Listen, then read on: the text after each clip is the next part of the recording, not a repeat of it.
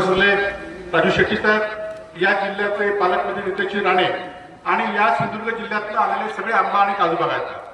खरं तर असं संकट याआधी कधी या सिंधुदुर्ग जिल्ह्यावर आलं नव्हतं आणि आज तरुण शेतकऱ्यांना खरोखर धन्यवाद दिले पाहिजे की त्यांनी हा या ठिकाणी आवाज उठवला आणि या आवाजाचं रूपांतर या एवढ्या मोर्चामध्ये झालेलं आहे.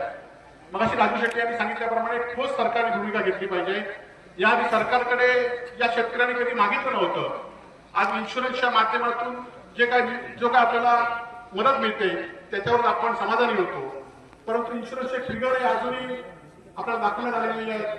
काल जिल्हा बँकेने जे व्याज दर सवलत दिली आहे ती पण जे भरणारे शेतकरी त्यांना दिलेली जाहीर केली आहे, परंतु आता शेतकरी हे व्याज म्हणजे मुद्दलच भरण्यासाठी शेतकऱ्यांकडे पैसे नाही आहेत आणि त्यासाठी सुद्धा सकारात्मक भूमिका आपण घेतली पाहिजे.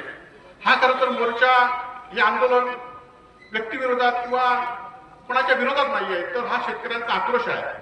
माननीय पालकमंत्र्यांनी यामध्ये स्वतः लक्ष टाकून माननीय मुख्यमंत्र्यांना सुद्धा आम्ही भेटलो, पण दुर्दैवाने कालच्या बजेटमध्ये घोषणा झाली नाही, परंतु अजूनही वेळ गेला नाही.